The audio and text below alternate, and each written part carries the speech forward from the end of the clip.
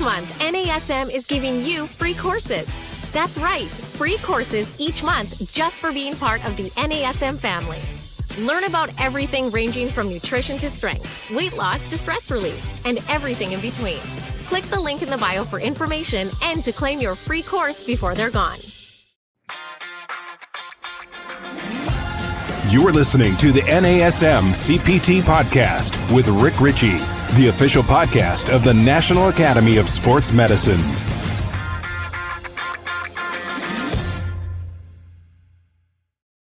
Hey, y'all, and welcome to the NASM-CPT Podcast. My name is Rick Richey, and today we're going to be talking about sales. We're going to be talking about sales for personal trainers. Not so much marketing, not so much outreach and trying to find people, but point of contact sales. And I think this is an important topic because we've had conversations about this before, and I'm just afraid maybe we don't talk about it enough, and we still get questions about it. So I was very fortunate to be on a podcast last week on the Health and Fitness Redefined podcast with Anthony Amen. And it was our friend Kim Aquila that connected us, who is a sales rep for NASM, and said, oh, y'all got to connect. So we did, and he invited me to be a guest on his podcast, and we had a great time. And I was like, let's reciprocate this, but what's a topic we can talk about? And first thing, without missing a beat, he was like, I want to talk about sales.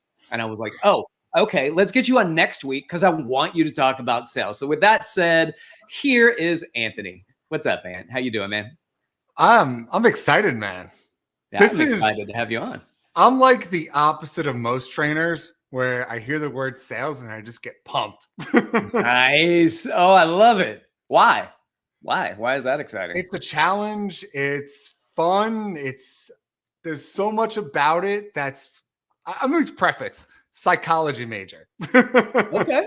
All right. All right. Yeah. Tell us about your background and then let's get into this topic. Like, who are you? Tell us about you, where you work, what your education is, and then let's get into talking about some sales topics. All right. I'm going to have to do the super short version.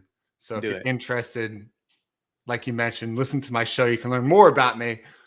But long story short, went to school for psychology, didn't really have a direction in life. I had a really bad accident, ended up immobilized, couldn't move. We've all had these stories where doctors told me, good luck on never living a normal life ever again and take these medicines and have a great day. So didn't want to believe that. And I just worked my butt off to really fix myself, get rid of the pain, fell in love with fitness, and then graduated with a psychology degree. And I was thinking about hopping into going into gyms a little bit, but didn't really want to commit. So my mom looked at me and went, go get your real estate license. I was like, yeah, all right. So went and got my real estate license, quickly learned about how hard that field is. And from there, bounced around gyms, loved it so much, got into personal training, went and actually started my own personal training studio, and now I'm actually opening up location number 2. Hey, coming in spring, man. So congrats. A lot. Yeah, that's awesome. Congratulations. So with that said, you don't open up your second location unless your first location is able to support that and help that. So with that said, I'm assuming that there are some sales that have taken place in there. So let's get on to the topic. How are you beefing up the sales? How are you working with personal trainers? What do personal trainers need to do in order to create from that point of contact when they first are communicating with somebody? How can we increase our sales? And especially for those that are uncomfortable with sales, and then also for those who just feel like they're not good at it.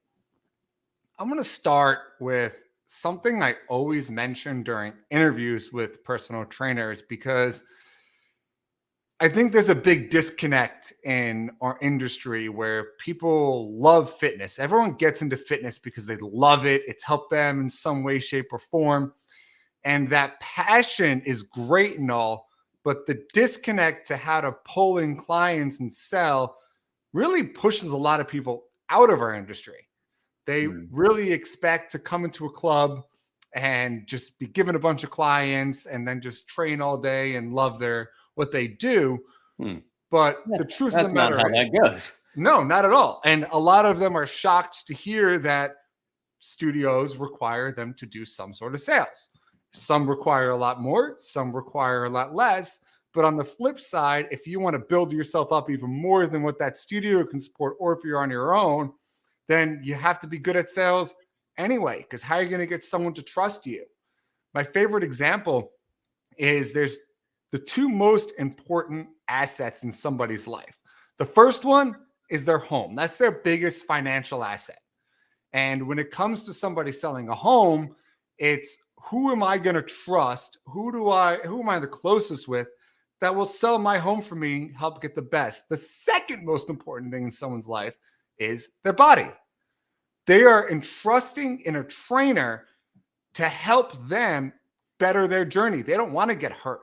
They want to see results, and they expect that trainer to be knowledgeable enough to help them. And that's why training is one of the hardest, if not the hardest, industry to really get good at and push forward. Right. Yeah, I agree with that. It was just an interesting topic, and I want to get your thoughts on this because I think it's just such a beautiful way to state it. I had a podcast with a guest named Kelly McGonigal, and she said in the fitness profession, she believes it is important to think about what your workouts that you're providing as a gift. Think about what you do to somebody, with somebody in a workout as a gift. And that changes your mindset. Your mindset is, it can oftentimes be transactional. I do this amount of time. When it's over, I don't see you again. But changing the perspective of gifting somebody. Now, I'm not saying give it away for free, but think of it as a gift, something special to provide to somebody. I love the mindset aspect you mentioned of it. And I'll start there because I see it a lot and it's something that's super important. If you truly love fitness, if fitness is your bread and butter and you really honestly believe that fitness can help everybody, then sales is the easiest thing in the world because it's a mindset of believing that how important fitness is to you. So if you can't convince your parents, your siblings, your close friends, your family, then why are you in this industry? Because I believe that fitness can help everyone. I truly believe that every single person in the world should have a personal trainer. And I'm not just saying that because I want to make a lot of money or whatever it is, but I truly value what I do and what other trainers provide and the importance of keeping you accountable and pushing you in the right direction and watching you succeed, that I think everyone should do it. And people are afraid to ask their closest inner circle. And I don't know why that's the case. Maybe it's a mindset. Maybe they think they're being too salesy to their friends and family and don't want to burden it. But in my eyes, like if you truly love somebody and you want to do the best for them and you think fitness is that option, why wouldn't you train them? Or why wouldn't you recommend them if you live in the state with another trainer? So that's the best place to start. And I love that mindset analogy. Yeah. What about this? So I know, just working with people throughout the years, I have suggested that every trainer at some point purchase personal training from another trainer, not trade, not say, I train you, you train me, but spend money as a client to be trained by another fitness professional. And the reason I do that is to point out the value of the session that you are now on the client side. So what effort's being put in? What is the trainer providing for you? And you can really see that now if you're the person paying the money for it. And listen, you don't have to buy a huge package or anything like that. I'm just saying pull money out of your pocket and spend it on somebody else that is a good quality trainer so that you can see from that perspective what it is they do, what the program looks like, how they set it up, how they deliver it, all of these amazing things, because you are in the client's shoes. And if you don't put yourself in the client's shoes, a lot of times you don't know what they're looking for. And now you do. And I think that's important. Yeah, I couldn't agree more on that. It's putting yourself in the client's shoes to see and understand what the value of personal training is. And you can do this in so many different assets. You can hire a trainer. You could trade with other trainers if you want, but I do believe the importance of like training with somebody. And then on top of that, it's my biggest compliment. And we talked about this on my show, like a little bit of, but I want to re-emphasize this. The best thing I can do for a client, one of my clients, is help them become a personal trainer. Because now they've seen both sides. They started up as a client in need. They came in. I taught them everything I knew. I'm not hiding anything. And I don't believe in that whatsoever. If you're still a trainer trying to hide your value, trust me, you're just shooting yourself in the foot.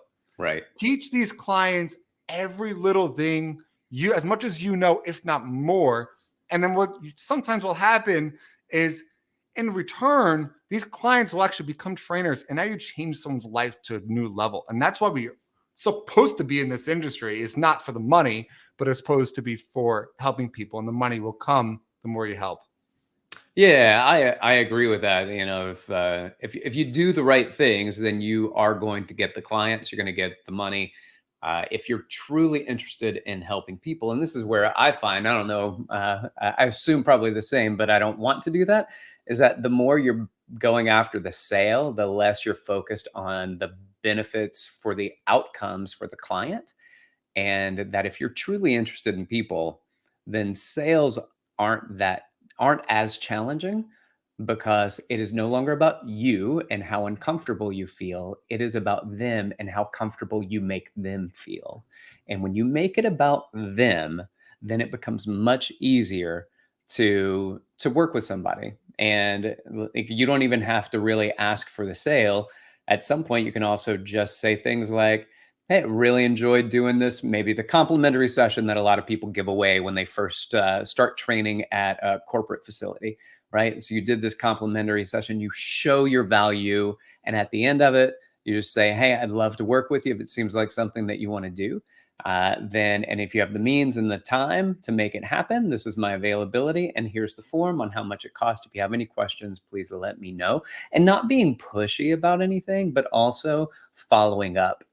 And the follow-up, I think, is very important too, where you're not asking for the sale, but you're following up to say, hey, I know that we did an introductory, orientation. We didn't work out very much, but I just want to check and see how you feel, how your body's doing.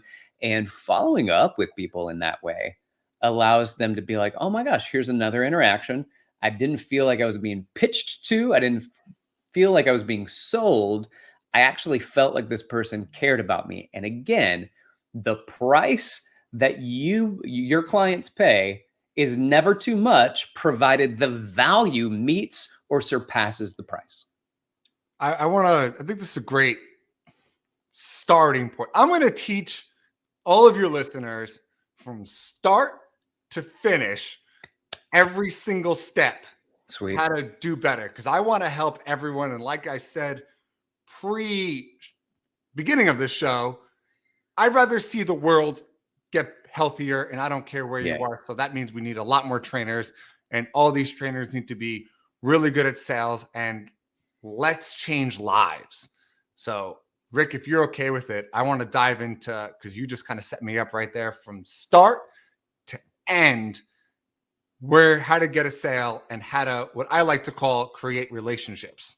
Okay. All right, cool. So with that being said, I want to reintroduce you guys. This is Anthony Amon, and he is a studio owner in New York, out in Long Island, correct? Correct. Yeah. So he's out in Long Island, has one studio, about to open his second studio, has the Health and Fitness Redefine podcast. And I was on that last week. So you get a chance, go over and check out my episode of his show and then all the other episodes as well.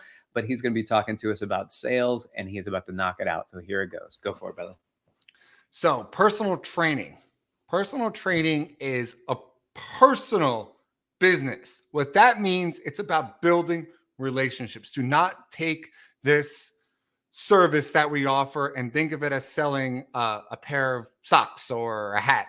It's not a product-based industry. We are purely a service-based industry. So with that being said, there's something I'm going to give full credit to my mother, who I prefaced is a real estate agent and very similar tactics, but don't be a secret agent. You don't want to pretend you're James Bond or 007 and you're hiding through the shadows. You want every single person in your sphere of influence, as we call it, to know that you are a trainer. What does that mean? You tell every single person and you figure out how to fit into every single conversation. My favorite openers, hey, what do you do for a living? I'm prefacing someone to find out more information about them. And then in return, they're going to ask me, oh, what do you do? Oh, I'm actually a studio owner and we do one-on-one personal training all the time, et cetera, et cetera, et cetera, that way.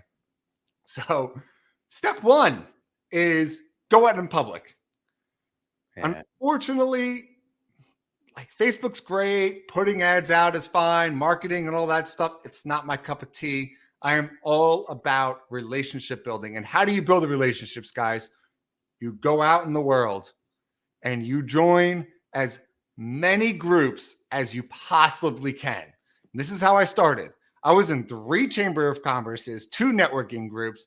I was in a couple of intramural sports. I got myself involved in different industries because I wanted to tell the world this, I'm Anthony and I'm a personal trainer. And this is what I do with my staff now. We go out and market and network everywhere. We just wrapped up October and we did 22 events in the month of October. Holy moly. Yeah. Because like I said, it's about building relationships. This is how you sell. You're not selling, you're creating a relationship with somebody. And Rick, how do you create a relationship with somebody?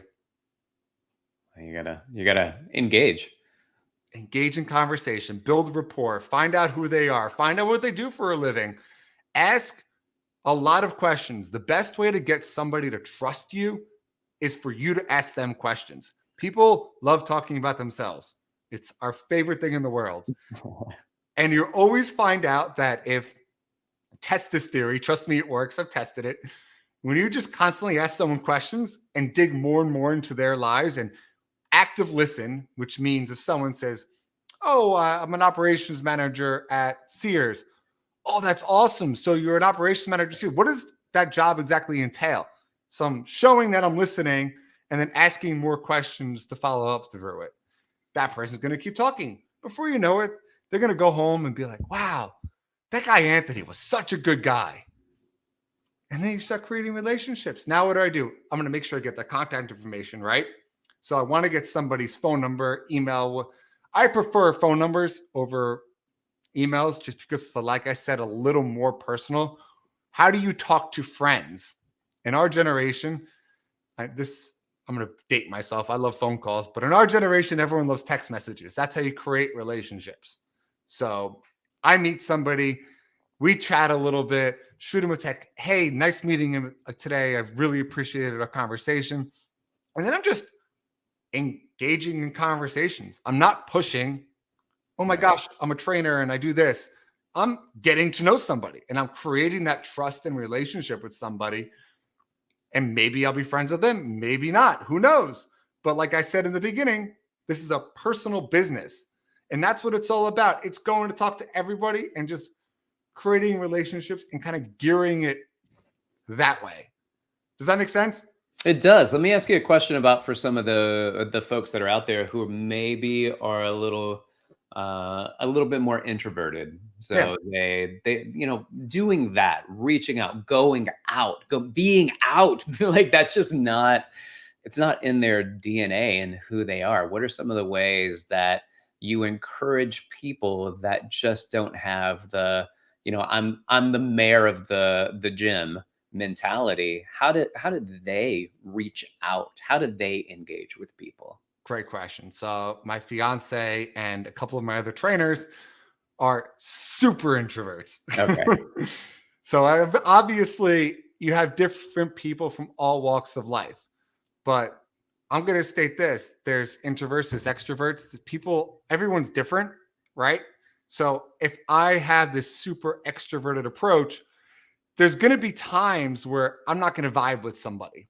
right? Or maybe I won't vibe with someone who's super introverted, or maybe we don't have some similarities we can't find out about. So, but at being an introvert, even if you're not going out and playing mayor, and it's more comfortable for you to be in a big group and maybe talk to someone one-on-one, other people are going to like that better because there's introverts like you out there. That's right. So it's still creating relationships and working with people who are similar. A benefit I have of being a studio, and if you're an independent trainer, I'm just going to tell you right now, hook up with other independent trainers. Because as we know in this industry, if you don't vibe personally with your client, if your personalities are, it's going to burn down in flames, regardless of how good of a trainer you are. So what I always do is when it was just me, I referred out, or I now just swap with my trainers. I'll be like, you know what? I have a great trainer for you. Try this person, because everyone has a different personality. So if I'm meeting someone we're not pushing, I'm going to send them off. And if you could find, as an independent trainer, somebody else with that same mentality, you two are completely different types of people. What can happen now is that you guys can work on building each other's schedules, because you both have the understanding, if we don't get along, this isn't happening. Right. And you've had that happen before, I'm assuming, where it's just like, that's not working. Oh my gosh, multiple times. I am super outgoing, super energetic. I say super a lot clearly. Some people just, they're not about that. They want a trainer who's quieter, who's talks down a little more. And I'm the kind of person who's like, do this. Never bouncing into this, never bouncing into this. So there's a lot of times where I'll just refer out to the trainers, and now to my trainers and staff. We'll pass around, we'll trade. We work heavily with each other. I don't believe in everyone for themselves mentality. Teamwork is key, regardless if you are the only person in your business or you work in a studio with other trainers. Don't think of it as every man for themselves. Instead, think of it as, let's all work together on this. Because then, back to my first point, where if you're going out to these groups and you're not mayor, you're kind of shyer, if you buddied with another trainer, it is a lot easier to talk to people when there's two of you. It's a lot easier to go to these bigger events when there's two of you, or maybe there's three of you. And now it's, all right, three of us are going, we all know each other, and then it's easy for us to kind of branch off, kind of stay together. And that will help a lot of introverts really get out there, because they have somebody there that they know because they came with them. Right. Gotcha. All right. So take us through some additional steps that you were talking about earlier. So again, this is Anthony Amon, who was talking about sales today for personal trainers and making sure fitness professionals are providing sales to their potential clients, not like marketing and how do I make that first contact, but from the time I first connect with somebody, then what? So we're talking about engaging with people, making sure that we're talking with people, making sure that we're not trying to necessarily push the sales, but we have to engage. We have to let them know who we are and what we do. And then we have to learn as much as we can about them. Once we do that, then what's a potential next step that we can go through? The first step is the most important, which is why I spent the most time on it. Out of everything, if you don't get step one down, the rest are just going to fall apart. So that's step one, is getting to know. What's step two? Step two is everyone's favorite part. You're talking about why you do what you do. There's a process in an elevator pitch called Start With Why. If you have not read that book, go pick it up right now. You're not just talking about what you do. You're saying why you do something, and then into what and where. Yeah. Simon Sinek, right? Oh my gosh, it's a great book. Yeah. I make all my trainers read it. Nice. Yeah. So that's the most important thing. And then from there, it's asking. Now you're going to ask, if someone gives interest, oh my gosh, find out more.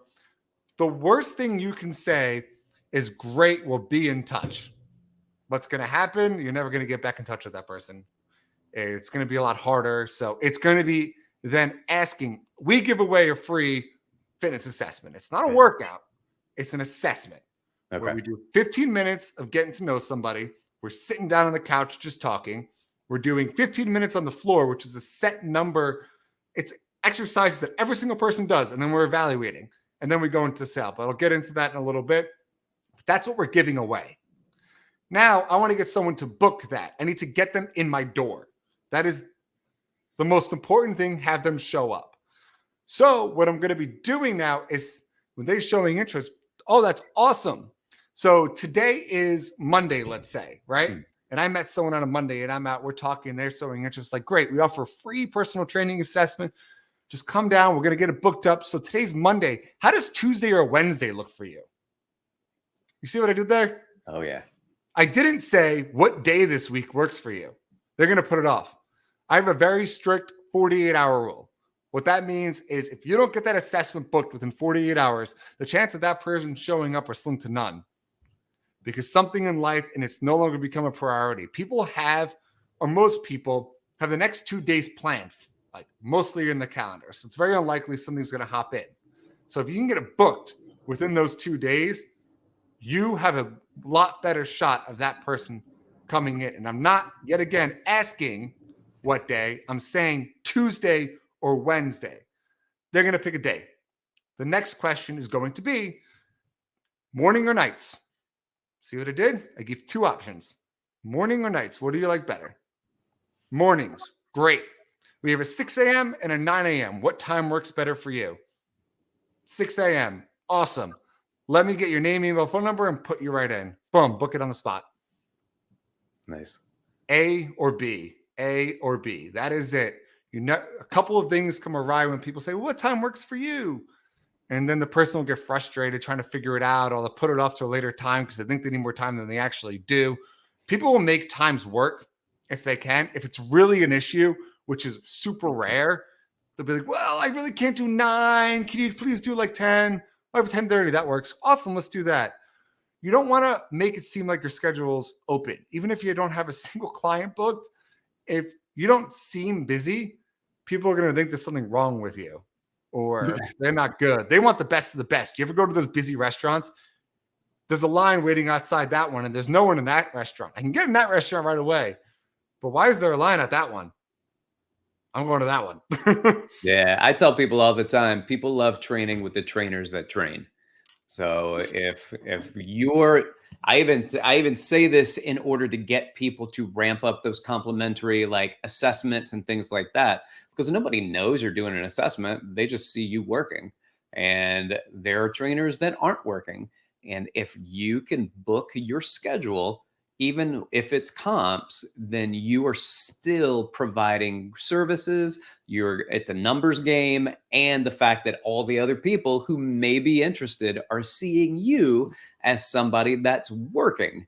And that's what I did when I first started. I was like, I hate just working the floor. I'm bored out of my mind. I've already cleaned up my section. I've already cleaned up everybody else's section. I want to do something. And so I trained, I worked, I pulled people aside and said, hey, I see you're working your back. You want me to, I can take you through just like a 15-minute back program, like a workout. If you want to do that, you want to do an ab program, can I get you on a cardio thing? Or can I get you set up for our complimentary, blah, blah, blah, whatever. You know what I mean? Like just talking and meeting people. And then once you start doing that, just spend some time focusing on them. Because what you're trying to do is not necessarily show how great you are. I think that's important, but it's about showing how important they are to you is really the pitch here. Yeah, that's the most important part. So you get someone booked on an assessment, and this is where a lot of people will then get nervous moving on to the next step, which is going to be they're coming into your studio, your big box gym, your at-home gym, whatever the case may be, is now the person comes for the assessment. Couple rules of thumb, Rick, and you mentioned one of them, and I want to re-emphasize that, and that is cleanliness. Yeah. If someone's walking into a gym and it looks gross, they are walking immediately out. How can you expect someone to pay the amount of money that personal training goes for if it looks gross? So as a trainer, and I've worked at the big box gyms, I get it. People leave their weights everywhere. If I knew I had an assessment coming in, I got there half an hour early and I cleaned the entire gym from head to toe to make sure it looked good when that person walked in. That is a huge part of sales. Take that responsibility, take that extra time and clean up the gym. And if you're doing that, that means you're already accomplishing the next most important thing, which is show up early. If your client gets there before you, you're not getting the sale. People hate sitting around. Things start coming across their minds. They want to come in, be greeted. That's it. Do not show up late. People will come early, so you need to be earlier. We have 10 minutes before your session rule is ours, because our gym, I can tell you right now, is the cleanest place you ever walk into in your life. We sterilize it 4 times a day. So it is very clean, because that's what people expect out of a small studio. So regardless of what the situation may be, your place is clean and you're early. This is all pre them coming. This is fun. Like you listen to this, it almost sounds like something your parents would say, because it's just the things that you're supposed to do, and so you're being taught this. And I think it's funny, because I don't mean that to sound bad. I mean it to sound like it's common sense almost, and yet it's oftentimes not taken advantage of. What do you need to do? You need to come in early. You need to make sure that you are tidy. You need to make sure your facility is tidy. Your engagement, you prioritizing other people over yourself when it comes to service. All of these things are vitally important. And I think that they almost seem so matter of fact that people don't think about them. It's almost like it's too simple to do. So sometimes we don't do it because we think that there's a magic bullet that's going to make this happen. And it's not. It's a bunch of little things that prove to be what needs to be done in order to get people to want to participate with you and give you money for a service that you can provide. And I'm just going to preface before we get to the end. I missed one sale in the last 3 years. Oh, wow. I have a 97% close rate since the day we opened our studio 3 years ago. And my staff has an 87% close rate. That's awesome. So these are real numbers. I'm not just making this up. So listen through this whole, like you said, it sounds simple. And that's the beauty of it. It's so simple that anybody can do it, because you're just being you, and you can take your numbers and skyrocket. If I know someone's walking through that door, I know they're signing up. There's no doubt in my mind. Yeah. And you can get to that stage too, which I want to hop into it, because I know that this is a long process. So I really want to try to shorten and keep it sweet as possible, but it's systemized, and every single one of my trainers does this exact same thing every single time. There's no change. Right. That's the rule. But regardless, someone comes in for an assessment, right? There's something called end of the world. That means the second that person walks through the door, I don't care what you are doing, whatever it may be, you are walking up to them and greeting them. The world ends. Boom. They're the most important thing right now. If you have your phone on you, you might as well kiss the sale goodbye. And if they see you texting or looking down or whatever it may be, you're not getting a sale. So put your phone in a different room, because you don't want it going off while you're talking to this person. This is their time now. And this goes on while you're training as well, and greet the person. Now you go into your assessment. Like I mentioned for ours, I'm going to stick to our assessment, because this is something that took me months to create. So, and you can obviously change this for whatever suits your needs.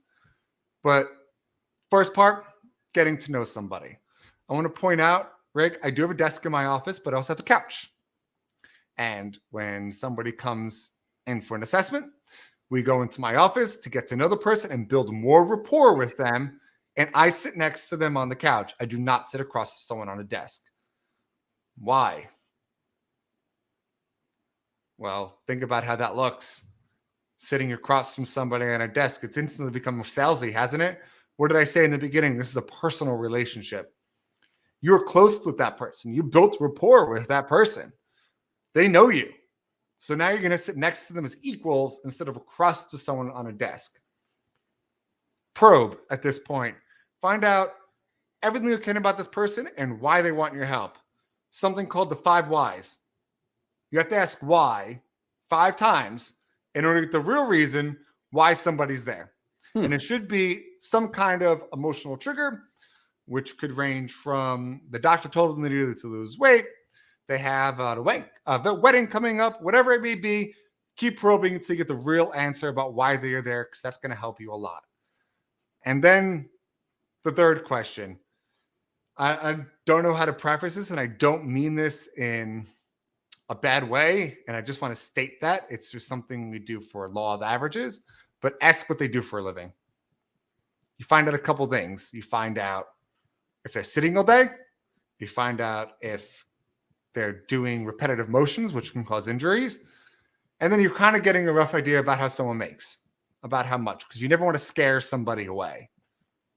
So that's the next thing.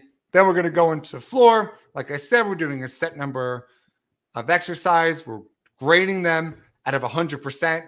And then we always emphasize that we're going to redo this assessment every month to watch improvement. And then from there, we go back into the office. And I think this is where most people get nervous and fail. Yeah. Right at this point, right when they know the assessment part's over and now you got to get them to pay money. Right. So, and the client knows that. So now you have the client that knows they just finished and knows they're going back into the office is also super nervous. So, like I said, when they come back into the office, you don't sit across on a desk. I have a couch. Or if you have a desk, you come to the side of them. Treat them as equals. They are equals. Everyone's the same. And then you make a really bad joke. I don't care what kind of humor you have. You want to make the person relax. You heard how we were getting tense just even thinking about that part going to the office. And then I said, make a really bad joke. And then he relaxed all of a sudden. You came down like 10 notches. Yeah. That's how important it is. I'll usually sit someone down and be like, all right, you had a great assessment. So I just wanted to let you know for personal training, it's $1 million a week. We take only cash on a briefcase at my desk at 12 noon, and the combination has to be 2, 3, 4, 5. Nice. And the person kind of looks at me and then goes, and they get it's a joke and laugh. Are they like, this is Long Island? I'm not sure if we're joking or not. That's fair. You might have to raise that number. It's now 10 million. Okay, yeah, right. To fit what's going on here. But you can it could be anything that fits your personality, whatever it may be. Get the person to relax. It helps you relax. It just lowers the stress in the room. Yeah. And then it's just talking. What did you think? And they explain, well, this is what I saw, A, B, C, D, E. And you can go into this cell. There's a couple ways of doing this. And back to how we booked an assessment. Do you remember what I said about how to book an assessment? I know we're going way back. A or B? So we have 3 different options in our studio. We have unlimited personal training, 30-minute sessions, 45-minute sessions. I'm going to say, based upon the assessment, I'm validating our assessment that we did on the floor and going, I think we need to do half-an-hour sessions. I don't think you need 45 minutes. That's more for people who need more hand-holding or athletes.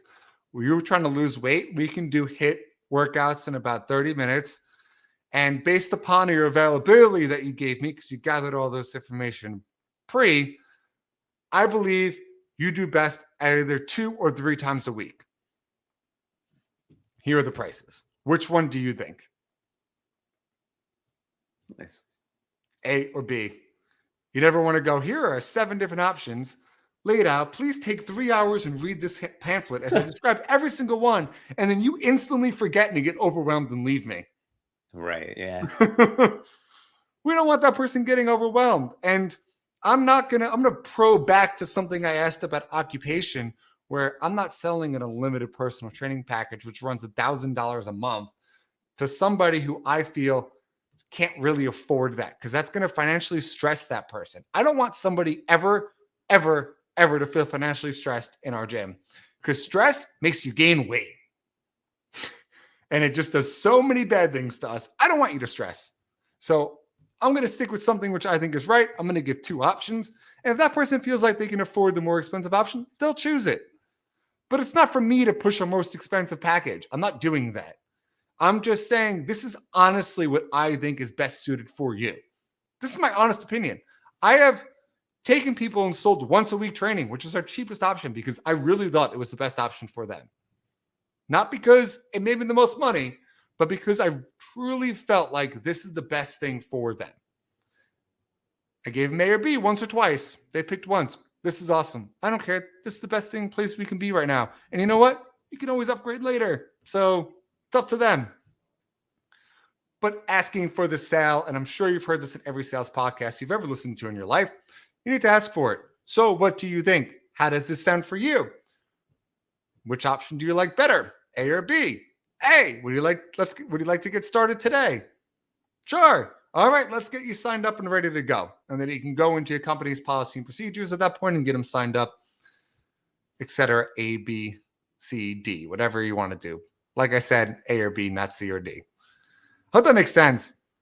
Yeah. I think it's good too that you created a system for people to follow, because that kind of takes away people going, I don't know what to do. Like, you create a system, you follow a system. It's a proven system for you and your company, where you are, what you're doing, your clients that are coming into you.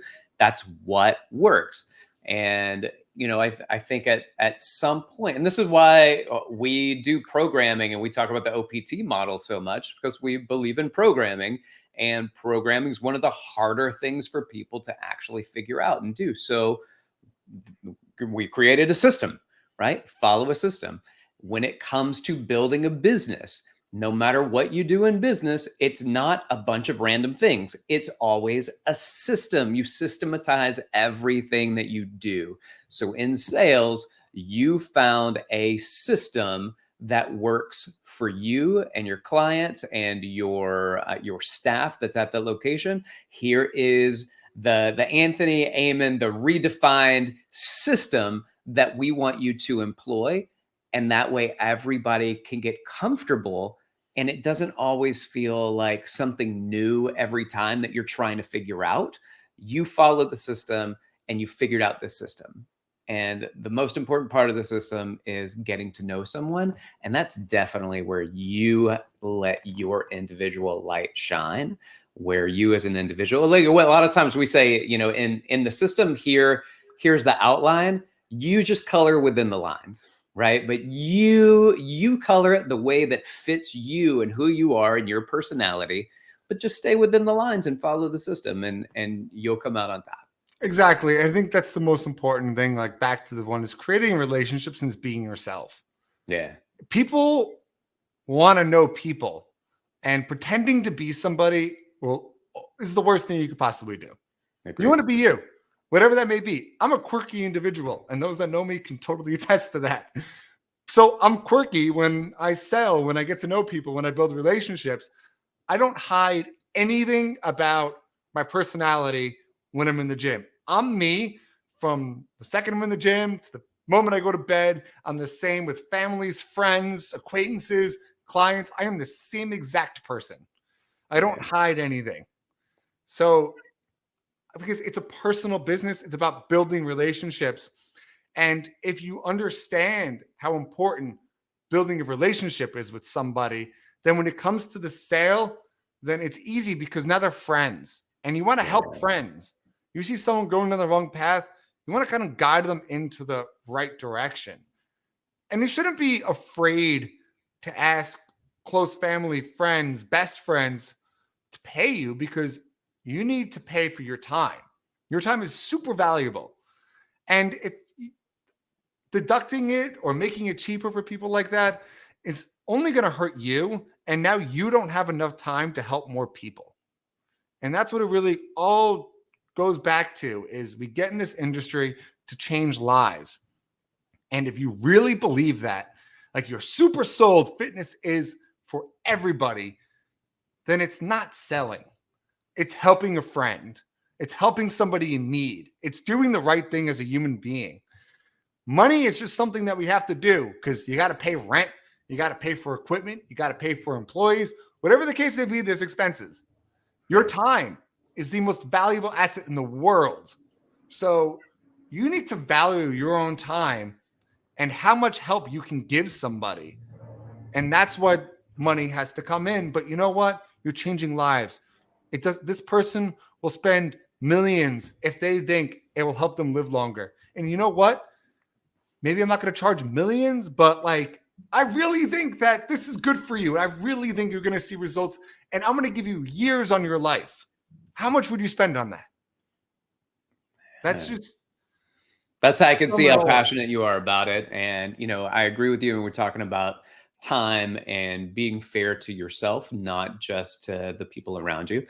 With that said, I want to be fair to you and our listeners' times because we have run 46 minutes already. So with that being said, go ahead and close us out with any tips, comments to wrap up before we close out of here, and let them know where they can find you and stuff like that. So if they want to reach out to you. There's a reason, like Rick does, that I host a podcast. I do not get paid for my podcast, guys. I do it because I want to change lives.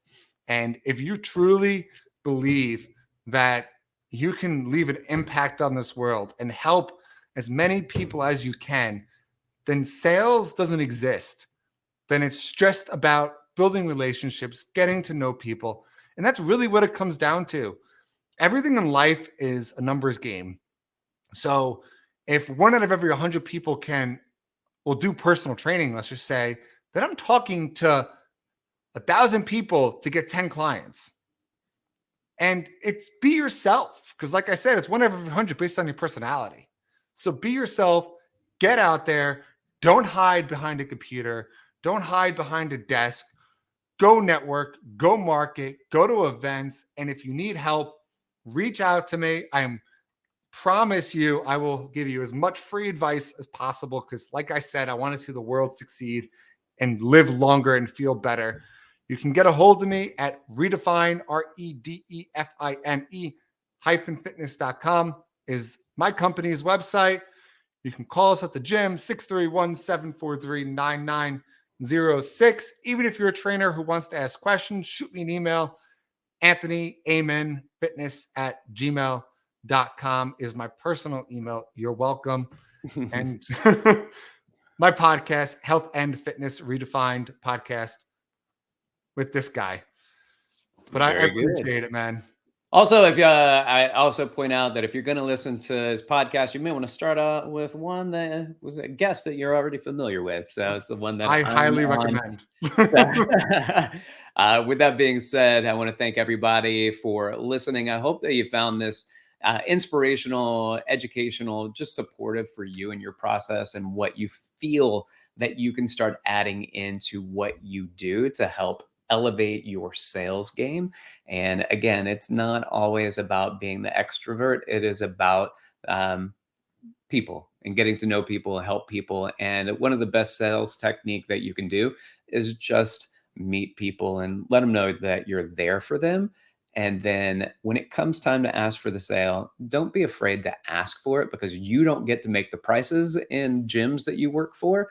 So just ask the question, and it's not up to you to decide whether or not they make the purchase. It is up for you and only you to provide the value to make that purchase on their part more palatable, to make it worthwhile. So what value are you showing? Thank you to our guest, Anthony Amen. And I want to point you to my email if you have any questions for me, rick.richey@nasm.org. You can hit me up on Instagram, DM at dr.rickrichy, RICHEY. This has been the NASM-CPT Podcast.